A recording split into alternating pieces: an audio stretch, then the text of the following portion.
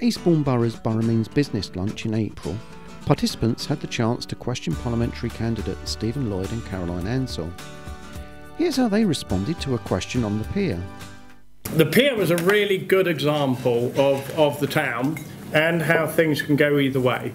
I was sitting in my office doing some work. A lady poked her head around my door and said, "Stephen, the pier's on fire," which actually sounded a bit Monty Python-esque. But I got one of the team to go on Google, sure enough it was on fire. So I ran out, had a look at it. And cutting a very long story short, the media obviously piled in from everywhere. And what was really interesting was for about the first 3 or 4 hours, the whole media, broadcast media narrative is this means Eastbourne's going to go down the pan. This disaster is disastrous for the town. The whole town's going to go, collapse.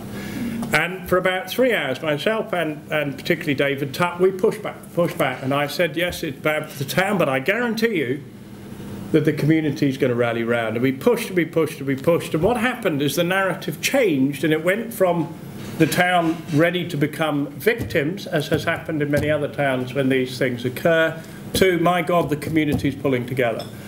And within hours, I was getting emails, texts and phone calls from businesses asking how they could support. And to give you an illustration of that, 38 people lost their job on the pier, 32 found work within 10 days. I set up a peer action committee within 24 hours. It was amazing.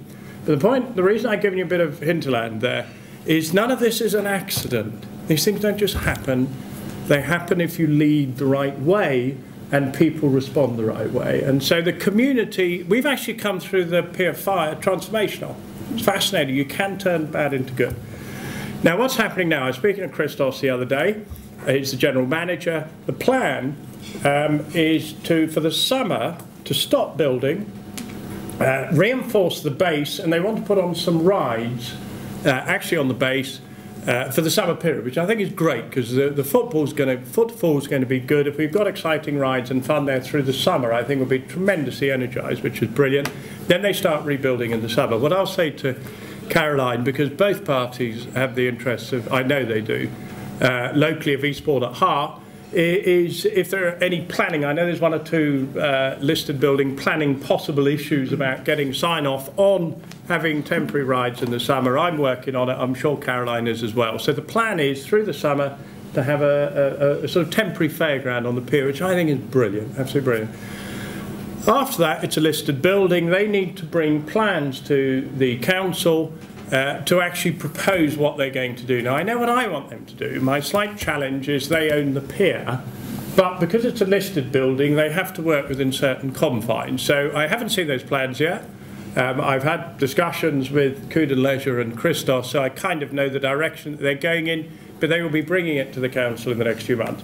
What I would like to see, the pier company is a nightclub-owning company who, bluntly, that business isn't really historically known for a sense of community. They've been bowled over by the way Eastbourne has rallied around, absolutely bowled over. So they're terribly appreciative of Eastbourne and the affection and the positive way we've approached this whole thing. So I want to work on them to try and persuade them to come up with 3 plans. And I'd like to see them put them to the town, because I want to tell them, I know you own the pier, but if you keep pushing at this open door of town support, you will get real buy-in from the town if what they choose you actually do. Now, you have to watch this space, because I can't tell them that because it's a private company, but I think if they do that, it will be good for the pier, good for the town, and it will be another illustration of how by working together we can actually power our way, not just through the recession, but to a very, very successful future. Okay. Well, I think I would just, whenever the pier's mentioned, I think always just on a note of sadness for the man who lost his life in the wake of the fire and in the restoring of the building. That was a tragic loss, most particularly as there'd been such a magnificent services response to the fire. That there was no accident and injury on the pier at the time was just incredible. So huge tribute to those who were on the scene at the time, and how fortunate we were that so little, actually, just that ballroom was affected because of the work of the RNLI taking out the firefighters and attacking the fire from the sea.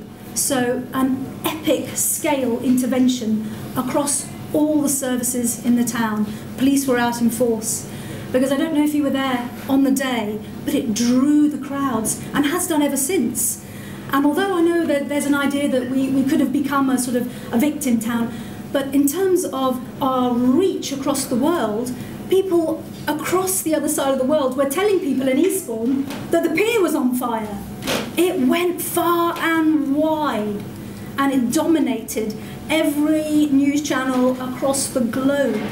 And apparently the Visit Eastbourne website just was bombarded then with traffic because it was such a shocking sight. I stood transfixed. I could hardly bear to tear myself away from it. It was so appalling in seeing the flames just ravage that building.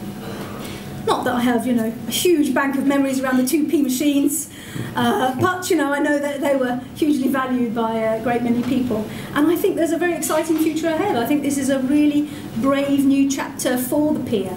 And there are plans in prospect for the short term, the medium term, and the longer term, and it is privately owned. So it was going to rise out of the ashes.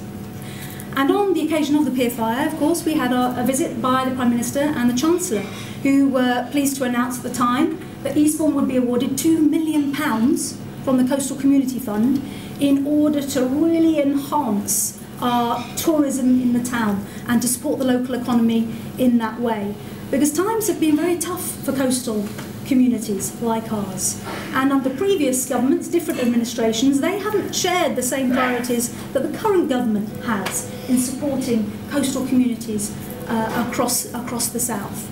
So £2 million, and those plans are just now starting to be unpacked, and we'll start to see real investment, new jobs, new facilities, new life around the town on the back of that.